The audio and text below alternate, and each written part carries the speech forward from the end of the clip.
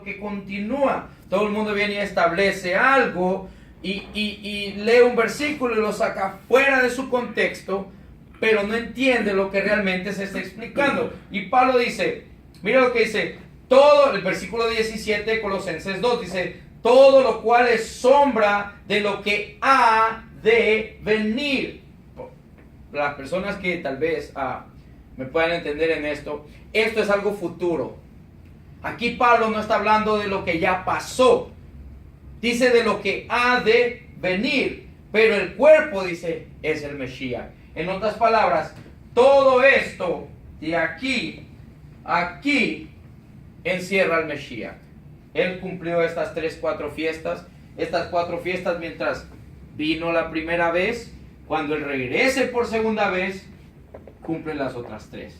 Así como cumplió estas 4 al pie de la letra, cuando Él regrese, cumple las otras 3 al pie de la letra. Todos estamos esperando Yom Teruah. Yom Teruah pasa el día y la hora que nadie sabe. Y ahí tenemos Yom Kippur, el día de expiación. Es el día que todos nosotros nos alegramos. ¿Por qué? Porque Yeshua es nuestra expiación. Pesach, que es lo que nosotros miramos en Éxodos capítulo 12, que se establece en Éxodos capítulo 12, es una redención personal. Pesach, Yeshua es mi cordero personal. En otras palabras, me ha dado redención. Pero en Yom Kippur ya no es personal, ya es en conjunto, a la nación entera, ¿verdad? Sukkot es una fiesta hermosa. Sukkot es la fiesta conocida como Tabernáculos. Es la fiesta de tabernáculos. Para lo que no significa que es tabernáculos. Tabernáculo significa ser, es un lugar, es una casa. Un tabernáculo es una casa. Entonces, en la fiesta de tabernáculos, literalmente se cree que Yeshua, no es que se cree, se comprueba que Yeshua nació en la fiesta de tabernáculos. ¿Ok? ¿Por qué? Porque Juan el Bautista, Juan el Inmersor, nació en Pesach. Justamente 6 meses después, tenemos Sukkot. Juan nació en Pesach. Entonces, Yeshua nace en la fiesta de tabernáculos. Como Él nace en la fiesta de tabernáculos, sabemos de qué es que Dios tabernaculando con los hombres. O sea, Dios hizo morada aquí con nosotros en la tierra a través del cuerpo de Yeshua HaMashiach. Literalmente el cuerpo de Yeshua es el tabernáculo de Dios. Así por esa misma razón Pablo establece que nosotros somos el templo, que nosotros somos el tabernáculo del Espíritu Santo, del Ruach HaKodesh. Cuando nosotros permitimos caminar ahora, va a ser el tabernáculo del Ruach HaKodesh una persona que anda completamente en rebelión en contra de lo que Dios ha establecido. Esa respuesta cada persona se la tiene que dar a sí mismo. Pero automáticamente diríamos nosotros que no se puede. Porque Él no va a estar establecido donde hay desobediencia. Entonces, ¿qué resulta? Ese es el propósito del ministerio de Juan, traer el pueblo de regreso a la obediencia, para que el Ruach HaKodesh, el Espíritu Santo, pueda morar en nosotros. Cuando el Espíritu Santo mora en nosotros, todas estas cosas son comprensibles. Sukkot, cuando viene la fiesta de Sukkot es hermoso, porque nosotros hacemos una casita, una tienda de campo que simboliza mi cuerpo, y yo estoy simbolizando de que en mi cuerpo va a venir a morar la Shekinah de Dios, la Shekinah del Padre, va a venir a morar conmigo y el Padre va a morar juntamente conmigo. Y eso es precisamente lo que nosotros esperamos de acuerdo al libro de Revelaciones, de acuerdo al libro de Apocalipsis. Aquí vi un cielo nuevo, una tierra nueva, dice, donde ya no veremos más llanto ni más dolor, sino que Dios mismo va a secar nuestras lágrimas. Entonces Él va a tabernacular con nosotros en una nueva creación. Ese es el propósito de todo esto. Todas estas fiestas tienen una simbología espiritual inmensa, pero se nos ha sido robado esto y se nos ha suplantado con fiestas paganas. Entonces, esto es llegar a ser Teshuvah, esto es llegar a ser arrepentimiento. Nosotros tenemos que comprender cada cosa. Ahorita va a ser algo especial para ir presentando cada fiesta. Ahorita nosotros estamos a septiembre, no sé, 19, algo así, o 15, o 16. 16, bueno. Al terminar septiembre, que empieza octubre, que comienza luna nueva, sabemos que estamos entrando a Yom Teruah, y eso es algo súper espiritual, súper especial, porque eso me está diciendo a mí, esa es mi esperanza, que el día que la trompeta suene, justamente como lo establece, vamos a Primera de Tesalonicenses, para que nosotros podamos conectar esto con las escrituras y no sea simple y sencillamente palabrería. Primera de Tesalonicenses capítulo 4, aquí en el versículo 17, esto es precisamente cuando Pablo está hablando de esto, Pablo está hablando de esta fiesta y le está haciendo al pueblo saber, y miren cómo Pablo comienza, dice, del 14, dice, porque si creemos que Yeshua murió y resucitó, dice, así también traerá Elohim, o sea, Dios nuestro Padre, con Yeshua a los que durmieron en él. A todo aquel que muere en Yeshua, dice, por lo cual os decimos esto en palabra del Señor, dice, para que nosotros que vivimos, que habremos quedado hasta la venida del Señor, dice, no precederemos a los que duermen. Aquí Pablo está dando palabras de comfort, palabras que sirvan de ánimo para las personas que se le murió un familiar, pero estaba sirviendo al Mesías, que él vivía de acuerdo a lo que la palabra establece. Entonces el varón, hay una esperanza que cuando, así como Yeshua HaMashiach fue resucitado de los muertos, esa es mi esperanza, que un día yo también habré de ser resucitado para estar con él. Eso es Yom Teruah, de eso se trata. Entonces dice el versículo 16, dice, porque el Señor mismo, dice, con voz de mando, con voz de arcángel y con trompeta de Dios. La palabra literalmente ahí es con shofar, con un shofar de Dios. Eso es Yom Teruah, shofar. Se sopla el shofar, se soplan las trompetas. Ese es el soplo de las trompetas y de la trompeta, porque son 7 trompetas, pero también está la última trompeta, que es cuando esto sucede. Dice, porque el Señor mismo con voz de mando, dice, con voz de arcángel y con voz de trompeta de Dios, dice, descenderá del cielo, y los muertos en el Mesías resucitarán primero. Dice, luego nosotros que vivimos, los que hayamos quedado, seremos arrebatados. Oiga bien, Pablo establece algo, los que hayamos quedado, ojo, porque esto es importante, para muchas personas que dicen uno fue tomado y otro fue dejado, Pablo está refiriéndose a los que fueron quedados, no a los que fueron tomados. Dice, luego nosotros que vivimos, dice, los que hayamos quedado, seremos arrebatados juntamente con ellos en las nubes para recibir al Señor en el aire, y así estaremos por siempre con el Señor. Muchas personas creen que le está diciendo que vamos a estar por siempre con el Señor en el aire. No, nosotros vamos a recibirlo, porque Juan establece que es un cielo nuevo y una tierra nueva. Es más, desciende la nueva Jerusalén a esta tierra, no a cualquier parte de la tierra, porque Yeshua va a pisar el monte de los olivos, de acuerdo a Zacarías. Yeshua va a regresar al monte de los olivos, justamente como el ángel dice en Hechos, los dos ángeles establecen en Hechos capítulo 1, dice, este mismo Yeshua que ustedes ven subir, así mismo como ellos están viendo subir del monte de los olivos donde ellos estaban, ahí mismo va a regresar. Entonces esta es una profecía que la presenta también Zacarías. Entonces dice, por tanto, dice, alentados los unos a los otros con estas palabras. Tomemos en cuenta que estas cartas nunca fueron escritas con capítulos ni versículos. Por lo tanto, capítulo 5 es exactamente la continuación de la carta de lo que él está escribiendo. Dice, pero acerca de los tiempos, versículo 1 dice, pero acerca de los tiempos y las ocasiones, dice, no tenéis necesidad, hermanos, de que yo os escriba. Pablo está hablando acerca de los tiempos, acerca de la fiesta. Ustedes no necesitan que yo les explique algo que ustedes ya tienen una conciencia de esto. Dice, porque vosotros sabéis perfectamente, dice, que el día del Señor vendrá así como ladrón en la noche. Entonces muchos paran y solo leen este versículo y ya, establecieron un punto. Él va a venir como ladrón en la noche. Claro, cierto, así como Yom Teruah. Es una fiesta donde nadie sabe la hora, nadie sabe el día.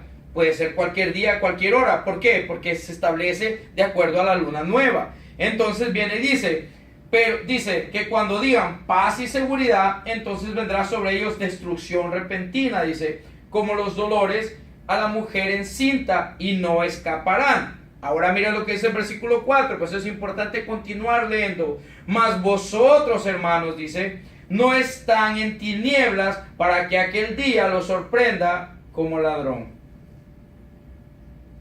O sea, aquí Pablo está estableciendo un punto.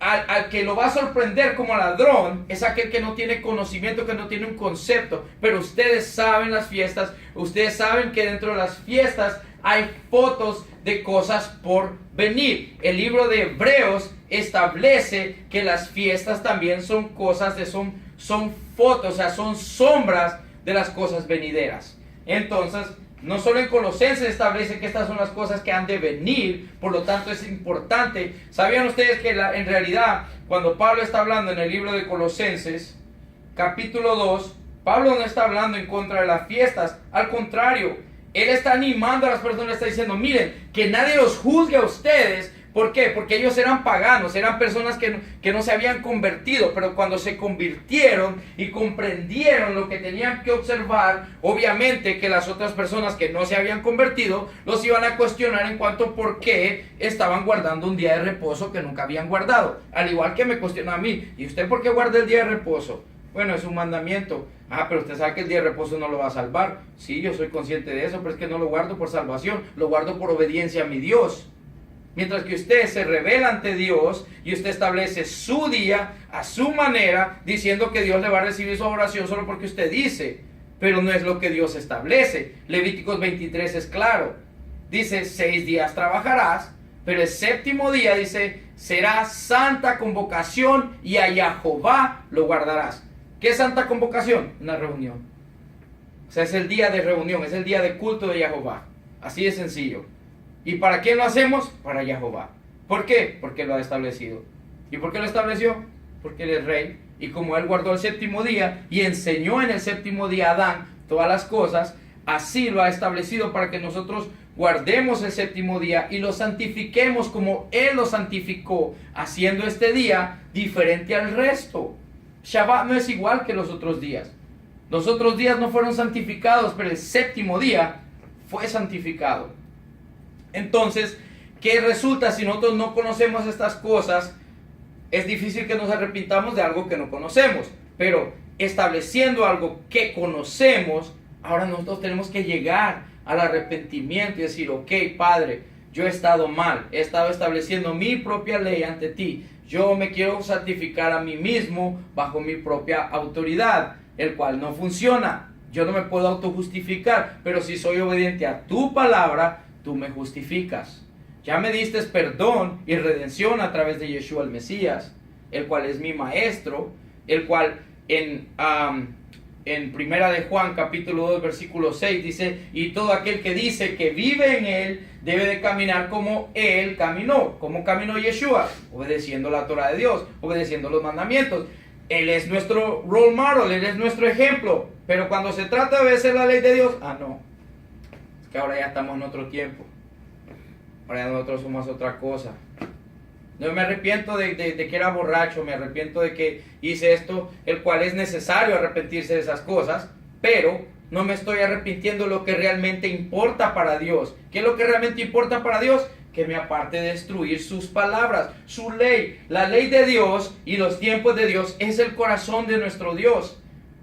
Esto es lo que Dios quiere para nuestras vidas.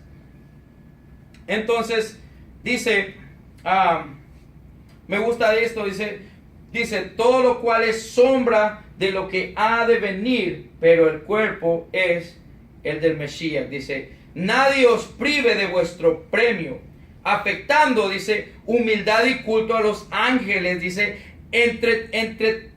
entremetiéndose en lo que no ha visto, dice, vanamente hinchado por su propia mente carnal. En otras palabras, le dice, a ustedes les han enseñado cultos paganos, de adoración a ángeles, a cosas que no tienen nada que ver, sirviendo a Tamuz, que el Señor reprenda todo eso, sirviendo a dioses paganos, pero ahora ustedes van a obedecer y que nadie los juzgue por establecerse en la obediencia del Rey de Reyes y Señor de Señores. Eso es lo que ya Juan ha venido a hacer. Y este es el ministerio de Juan hoy en día. Preparar el camino para el regreso del Mesías. Nosotros estamos estableciendo lo que Juan está estableciendo. Nosotros estamos preparando el camino para el regreso del Mesías. Debemos de regresar, debemos de hacer teshuvah, debemos de llegar al verdadero arrepentimiento, en donde todos nosotros comprendemos con nuestro corazón que la palabra de Dios es viva, eficaz, una espada de doble filo, tal como el libro de Hebreos capítulo 4 lo establece, que penetra hasta el alma, coyuntura, tuétanos. Esa misma palabra es la misma que fue ayer, es la misma que es hoy, es la misma que va a ser siempre. Todas las personas tienen una comprensión de que yo le hago una pregunta a una persona, ¿usted cree que debe obedecer la palabra de Dios? Rápidamente me contesta que sí. Entonces le digo, ¿por qué no obedece la ley de Dios? Porque ya fue abolida, pero esa es la palabra de Dios. Se los establecí la vez pasada, mirando el martes, mirando Marcos capítulo 7.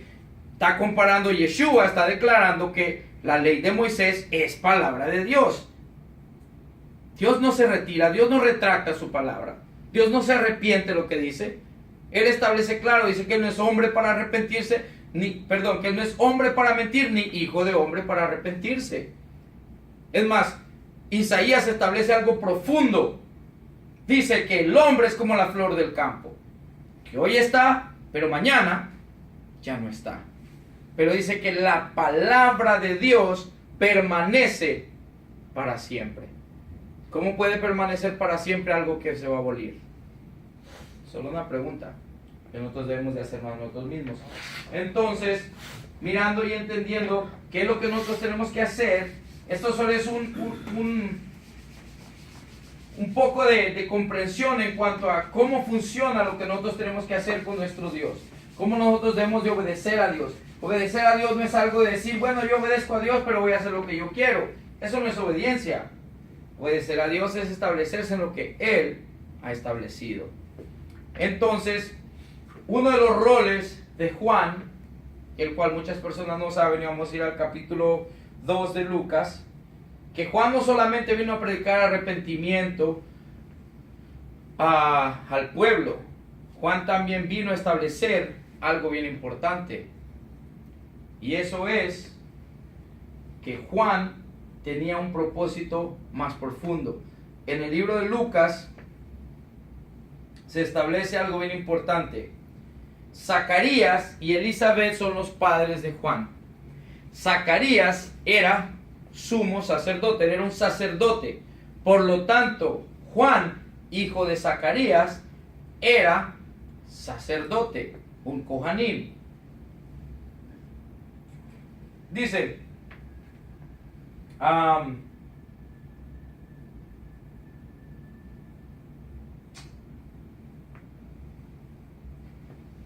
dice el capítulo 1, versículo 5. Hubo en los días de Herodes, rey de Judea, un sacerdote llamado Zacarías, de la clase de Abías. Su mujer era de las hijas de Aarón y se llamaba Elizabeth.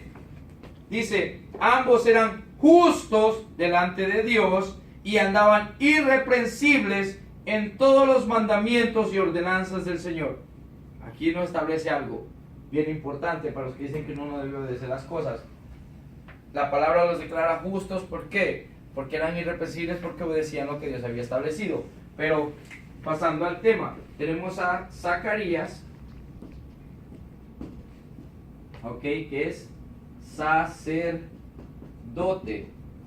que viene de la línea de Aarón. Para ser sacerdote tenía que ser de Aarón. Nadie que no era de Aarón, vamos a suponer, todos los levitas, todos los sacerdotes, todos los sacerdotes son levitas, pero no todos los levitas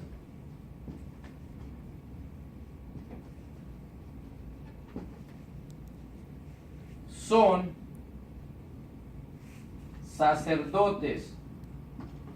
Solo los que eran hijos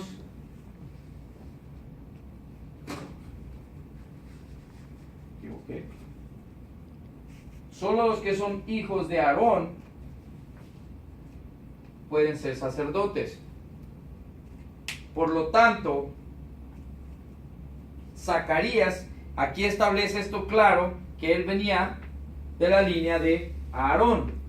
Tanto él como la mujer de él venían de la línea de Aarón. Por lo tanto, él es un cohen, ¿verdad? Él es un sacerdote. La palabra cohen es sacerdocio, es un cohen. Hasta hebreo vamos a aprender un poco aquí.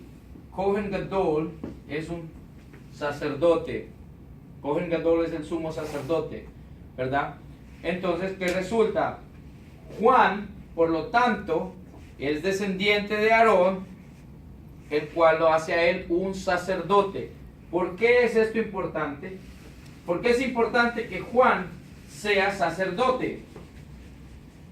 Esto tiene un significado súper importante, porque el sacerdote es el que establece el cordero de la Pascua.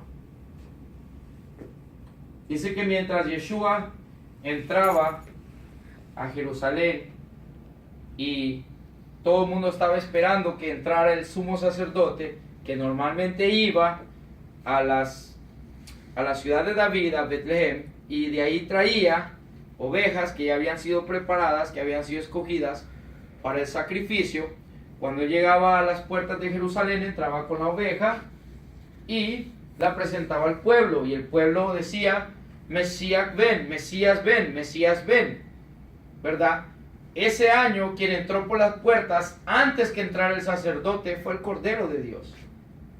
Pero ¿dónde había sido establecido que él era el Cordero de Dios? Tenía que ser establecido en algún lugar. Si no era establecido en ningún lugar, entonces no tenemos Cordero. Entonces tenemos que ir al libro de Marcos. Entonces dice, después de que leímos lo que dice, yo a la verdad os he bautizado con agua, dice, pero él os bautizará con Espíritu Santo. Aconteció en aquellos días que Jesús vino de Nazaret de Galilea y fue bautizado por Juan en el Jordán. Dice, luego, cuando subía del agua, aquí tenemos que tomar en cuenta que quien está dando testimonio aquí es Juan, ¿ok? Dice, vio abrirse los cielos y el Espíritu como paloma que descendía sobre él. Y vino una voz del cielo que decía: Tú eres mi Hijo amado, en ti tengo complacencia. Y luego el Espíritu, dice, le impulsó al desierto. ¿Qué resulta? Juan miró cómo, después de que él fue bautizado, el cielo se abrió y el Espíritu reposó sobre Yeshua. ¿Por qué es importante esto? Porque esto es algo de las cosas más importantes, porque a Juan se le había dicho, en el que tú mires cuando suba del agua, porque Juan, de todas las personas que llegaban, que se sumergían, Juan les predicaba, ellos iban y se sumergían en arrepentimiento, y Juan seguía, pero el Espíritu le dijo: hey, al que mires que se sumerja, pero cuando se levante, mires que el Espíritu desciende como paloma sobre él, este es el que yo he enviado. Entonces Juan estaba esperando esto. Dice,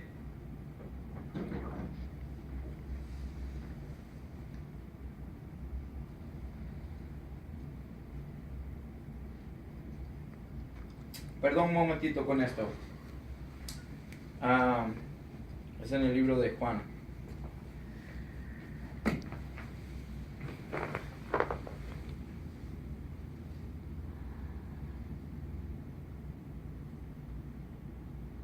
Perdonen un momentito, solo denme un momento.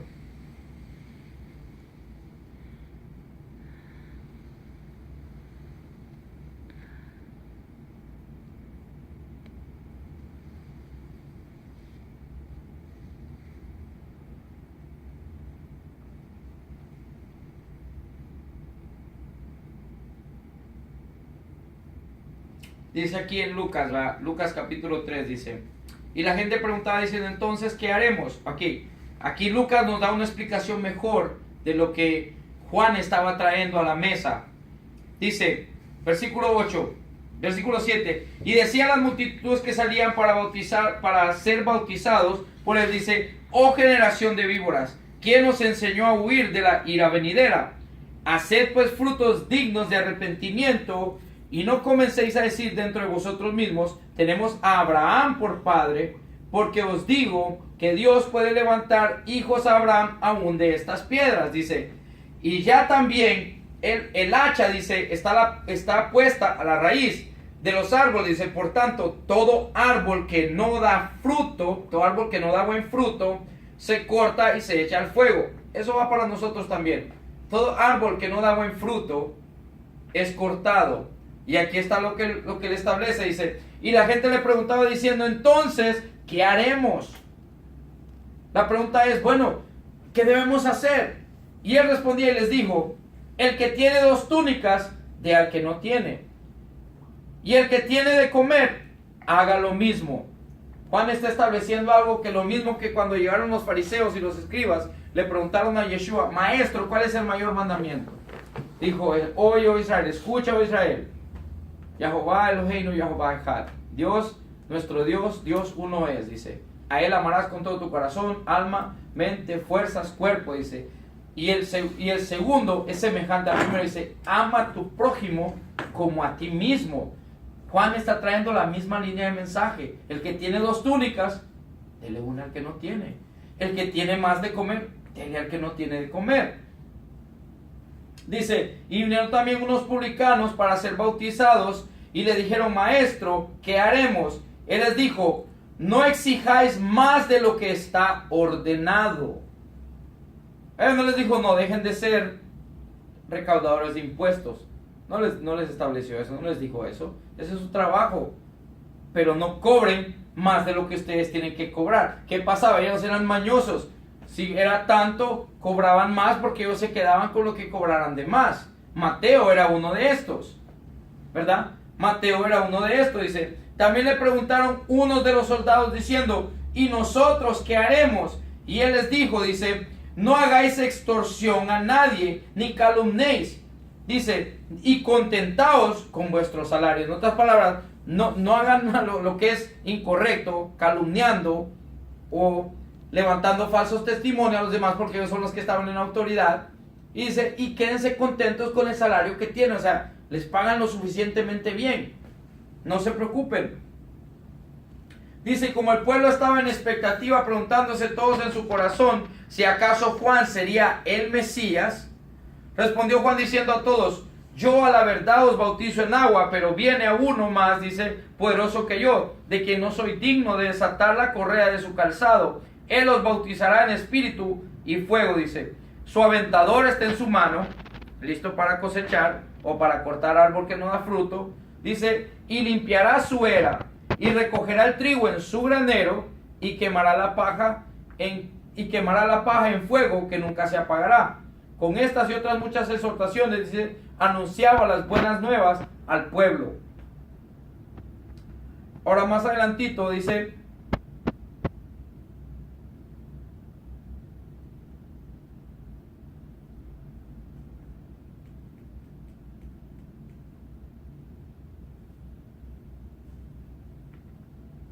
perdón, ahora vamos al libro de Juan.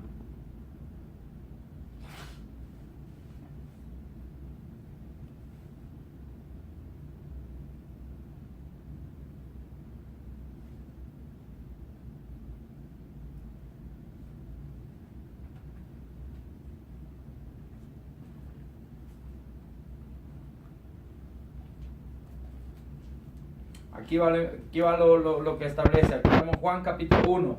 Dice, dice, es el que viene después de mí.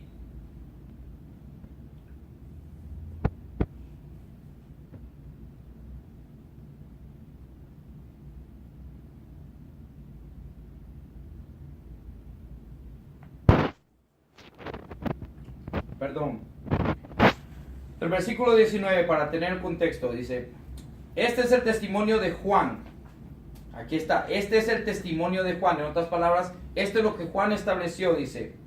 Cuando los judíos le enviaron a Jerusalén sacerdotes y levitas para preguntarle, ¿tú quién eres? O sea, y confesó y negó, dice, confesó y no negó, sino confesó, dice, yo no soy el Cristo. Dice, y le preguntaron, ¿qué pues? ¿eres tú Elías? Dijo, yo no soy. ¿Eres tú el profeta? Y él respondió, no. Cuando dice aquí, ¿eres tú el profeta?, todos se están refiriendo a Deuteronomio 18, donde Moisés dice, del medio de la prole, del medio de nuestra prole, del medio de sus hermanos, va a ser levantado un profeta semejante a mí. Así como Jehová me habla a mí, así Jehová hablará a él. A él ustedes tienen que escuchar. Y todo aquel que no obedezca lo que él dice, será cortado. Este es el mismo profeta que es Yeshua el Mesías. Entonces dice, le dijeron, pues ¿quién eres? Para que demos respuesta a los que nos enviaron. ¿Qué decís de ti mismo? Dijo, yo soy la voz de uno que clama en el desierto, enderezad el camino del Señor, como dijo el profeta Isaías. Dice, y los que habían sido enviados eran de los fariseos. Y preguntaron y dijeron, ¿por qué pues bautizas si tú no eres el Cristo, ni Elías, ni el profeta? Juan le respondió diciendo, yo bautizo con agua en arrepentimiento, mas en medio de vosotros está uno a quien vosotros no conocéis. Dice, este es el que viene después de mí, el que es antes de mí, del cual yo no soy digno ni desatar la correa de su calzado. Dice, estas cosas sucedieron en Betabara, al otro lado del Jordán, donde Juan estaba bautizando. Dice, el día siguiente de esto, vio Juan a Jesús que venía a él y dijo, he aquí, esto es lo importante que quería establecerles, porque es importante y entender que Juan era un sacerdote.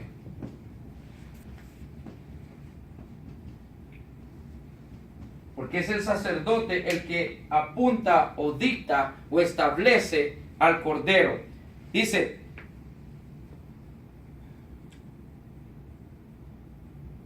entonces dice, versículo 29, Juan 1:29 dice, el siguiente día vio Juan a Jesús que venía a él y dijo, he aquí el Cordero de Dios que quita el pecado del mundo.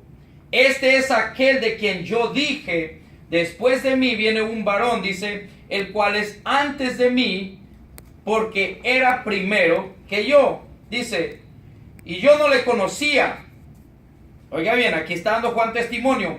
Y yo no le conocía, dice, mas para que fuese manifestado a Israel, por esto vine yo, dice, bautizando con agua. También dio testimonio diciendo, ¿quién está dando testimonio aquí? Juan, dice, vi al Espíritu que descendía del cielo, dice, como paloma, y permanecía sobre él. Dice, y yo no le conocía. Aquí Juan está dando testimonio. La persona cree que Juan miró a Jesús y dijo, hey, Jesús, ven, tú eres el Cordero. No, Juan está dando testimonio que él no conocía, sino que se le había dicho que a quien él mirara, que el Espíritu se reposara sobre él como paloma,